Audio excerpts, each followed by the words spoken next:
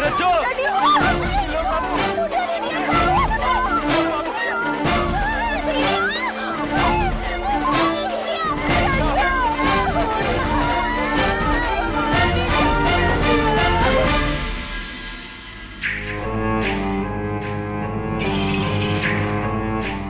क्या हुआ?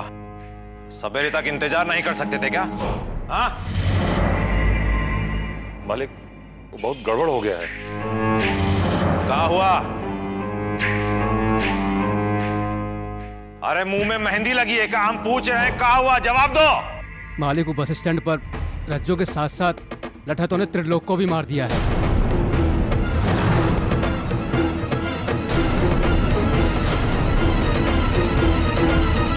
मिसिर को इस बात का खबर मिला क्या? नहीं मालिक, ये बात अभी मिसिर बाबा तक नहीं पहुंची है। और जो लठैत मिसिर बाबा की तरफ से रज्जो को मारने के लिए गए थे, वो सब लोग गांव छोड़ के भाग गए।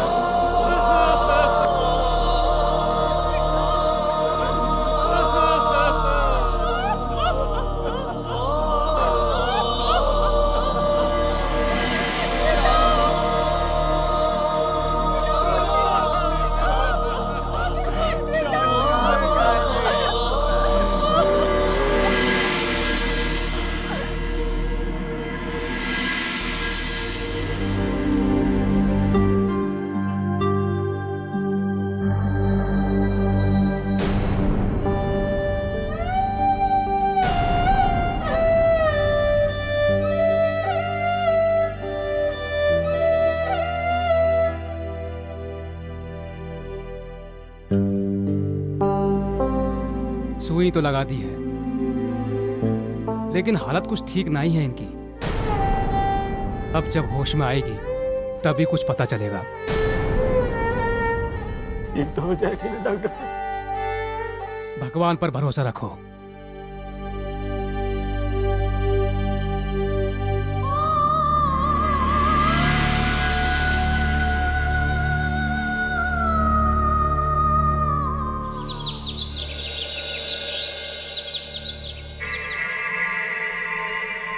सुनिए,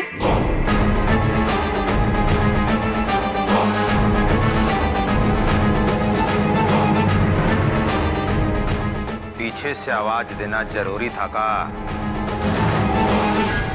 ओ, आवाज इसलिए दिए कि आप बाहर जा रहे हैं तो प्रसाद लेते जाइए।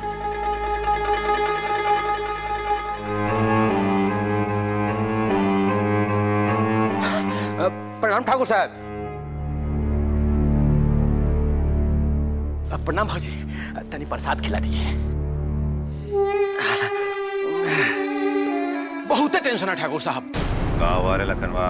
अब हम क्या बताएं ठाकुर साहब, वो मजिस्ट्रेटवा के ऑफिस से फोन आया था। गांव में जो हुआ उसका रिपोर्ट मांगा है। अब आप ही बताइए कि हम क्या करें।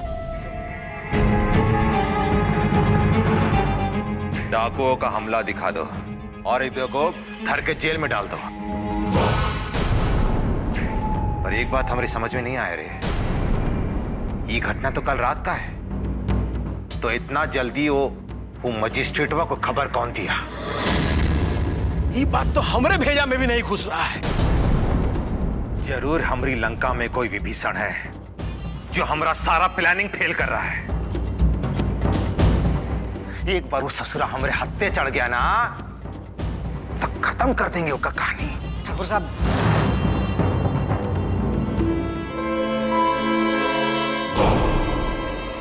ठाकुर साहब गजब हुई गवा। अब क्या हुआ? त्रिलोक मारा गया और हरिलाल की बेटी रज्जो बच गई राम भरोसे। ससुरा हमारा हर बार उल्टा पड़ रहा है। ठाकुर साहब, ये जो भी घटना हुआ है उसे दक्षिण टोला वाला लोग अब बहुत ही गुस्सा में है। ऊपर से वो मजिस्ट्रेटवा भी आपके पीछे हाथ धो के पड़ा है। अब इलेक्शन भी नजदीक आ रहा है। अब ऐसा ना हो ये जो भी घटना हुआ है उससे आपका तकलीफ अब बढ़ जाए राम भरोसे।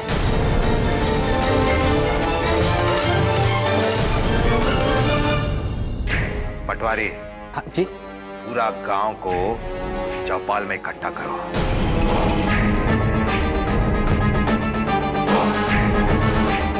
राजा हैं तो राज ही करेंगे। ऐसा चाल चलेंगे कि बिना सही दिए मात। ठाकुर साहब ने हम सबको यहाँ काहे बुलाया है? पता नहीं भाई, इतना बड़ा कांड हुआ है, कोनो बात तो जरूर है।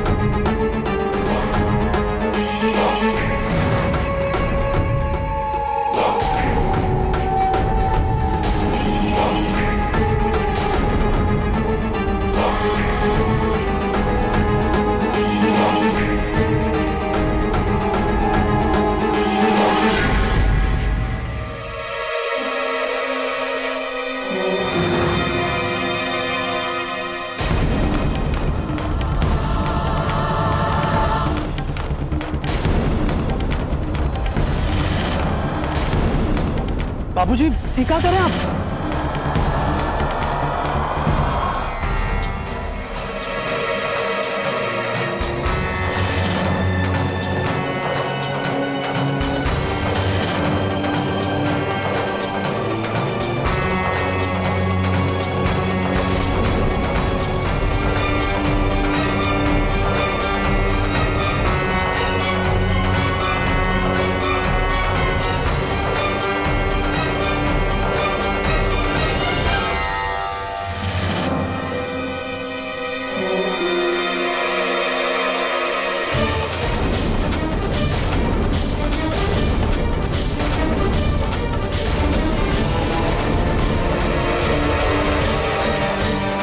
मालिक, ये का?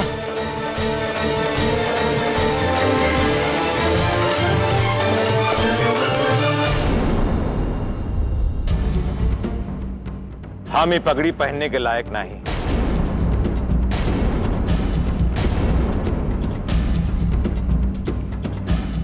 काहे कि हम ठाकुर सूर्य प्रताप सिंह, बल ठाकुर राजा राम सिंह आज एक मुजरिम की तरह यहां खड़ा है। गुनाह किए हैं हम। ये हरिलाल हम इको वचन दिए थे और न्याय किए थे कि इसकी बेटी त्रिलोक के साथ जिंदगी गुजारेगी। अरे हम तो बस यही चाहते थे कि तुम्हारी बेटी रज्जो त्रिलोक के साथ सुहागन की जिंदगी बिताए, पर वो हो ना सका। इसलिए हम हरिलाल की छोटी बेटी पिंटो को सुहागन का हक देना चाहते हैं।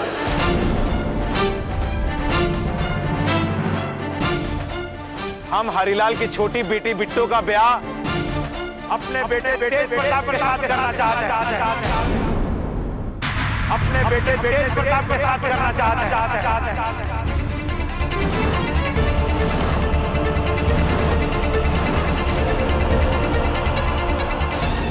अब तुमने हमको जबरदस्ती करने पे मजबूर कर दिया। तुमको मरना पड़ेगा। हो गया तेज प्रताप सिंह का इंसाफ। कहा करे अब अरे बोल चुप काय बैठी है। और हमने ये फैसला बहुत सोच समझ के किया है। रज्जो के साथ जो गलत हुआ है उसका यही पश्चाताप है और हम ये प्रायश्चित करूंगा।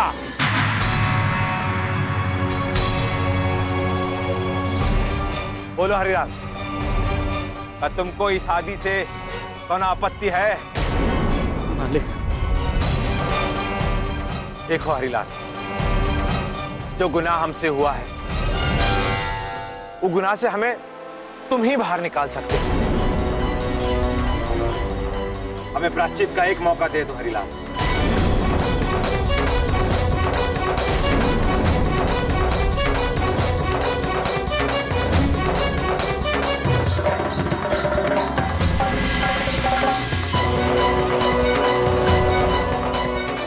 हरिलाल, तुम्हारा जो भी फैसला है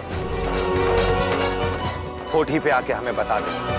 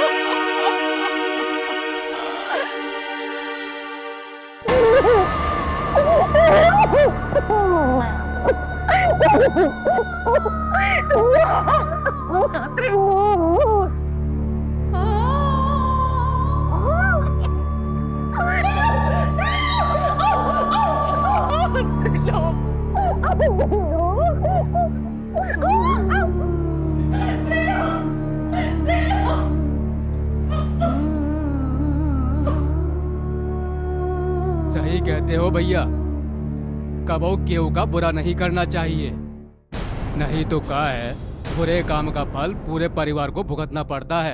एकदम सही बात। अब ई समय होके जाए का था का? ठीक कहते हो भाई, त्रिलोक जैसा सीधा साधा लड़का पूरे गांव में ना था। अब वो का कहा दुश्मनी हो ही सका था, कहीं से ऐसे ही मर गया बेचारा। अरे वो तो ऐसे ही मर गया दक्षिण तुला की लड़की के चक्कर में।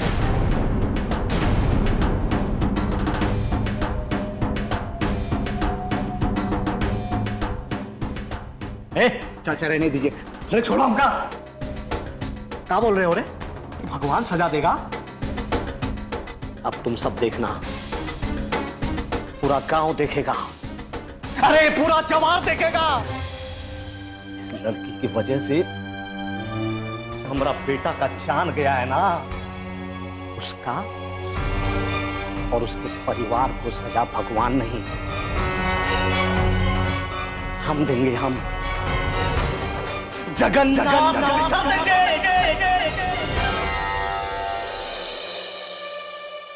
मालकिन, आज ना हमें आप तगड़ा नेक दीजिएगा, तो हम आपको एक खुशखबरी बताएंगे। ऐसी का खुशखबरी लाई है तू? ठाकुर साहब ने तेज भैया के शादी पक्की कर दी है। मालकिन, क्या बात है? कुछ नहीं, लेकिन एक खुशखबरी तुझे किसने दिया? आज चौपाल पर ठाकुर साहब ने तेज भैया की शादी वो हरिलाल की बेटी बिट्टो से करने का ऐलान कर दिया है। एक छोट जात की लड़की को इस घर की बहू अपनी देवरानी नहीं बनने देंगे हम। ठाकुर साहब ने पूरे गांव के सामने चौपाल पे खड़े होकर ये ऐलान किया है कि वो जल्दी से जल्दी अपने बेटा तेज की शादी हरिलाल की बेटी बिट्टो के साथ करने वाले हैं। अब आप ही सोचिए यदि लोहन टोला के लड़के के साथ ठाकुर साहब की रिश्तेदारी हो जाएगा तो उनके कोनो का बिगाड़ पाएगा।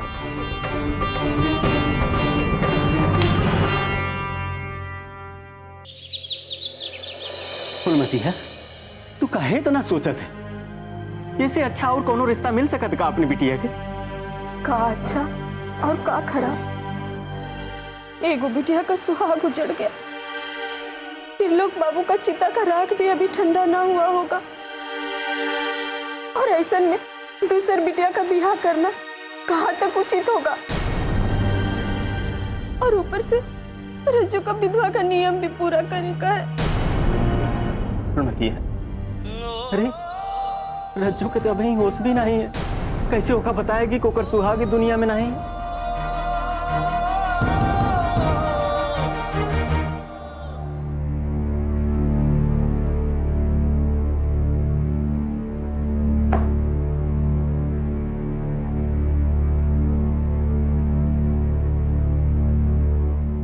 आपने क्या गजब कर दिया बाबूजी। वो छोट जात की लड़की से तेज का शादी कराने का क्या जरूरत है? जरूरत है रुद्र, बस अब यही एक रास्ता बचा है हमें अपनी प्रधानी बचाने का, अपना राज कायम रखने का। अगर सरकार ने ये निर्णय ले लिया है कि इस बार एक छोट जात का औरत ही हमारा प्रधान बनेगी, तो इसको ना ही ना बदला जा सकता।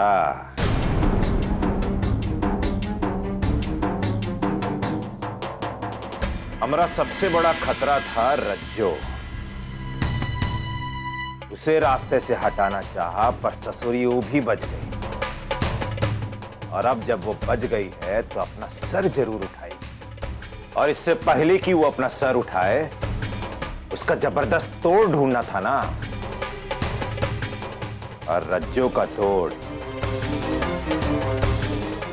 उसकी छोटी बहन बिट्टो के अलावा और कोई नहीं हो सकता ना।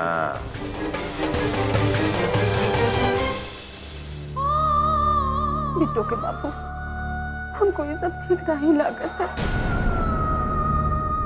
अरे एगो बेटी वो बढ़ जात वालन से बियाह करके ये मुसीबत में फंस गई,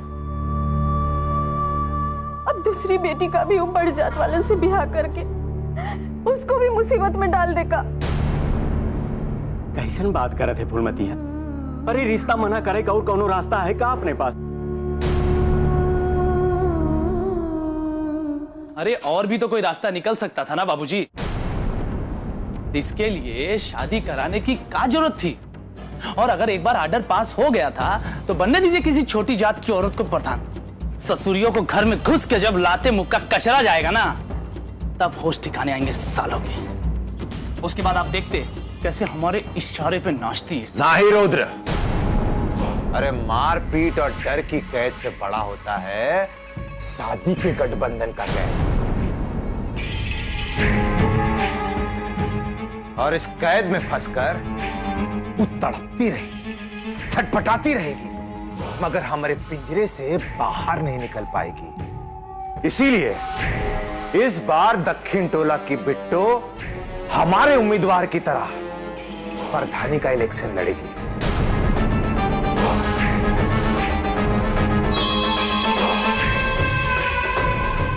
कुर्सी पर बैठेगी वो, और राज हम